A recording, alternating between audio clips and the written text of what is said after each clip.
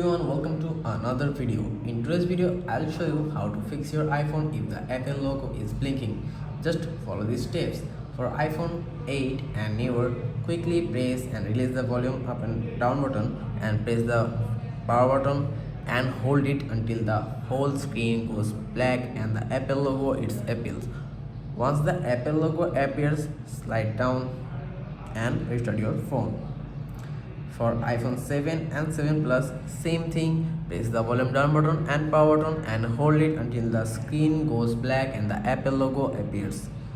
For iPhone 6s and older, here you can see the power button and here's the volume down and up button.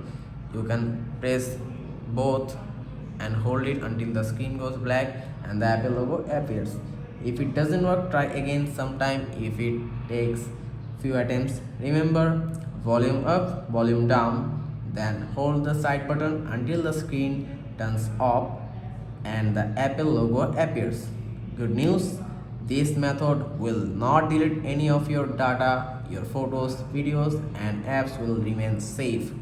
If it still doesn't work, you may need to update your iPhone using a computer. Hope this helps. Don't forget to like and subscribe for more iPhone tips and tricks. See you next time.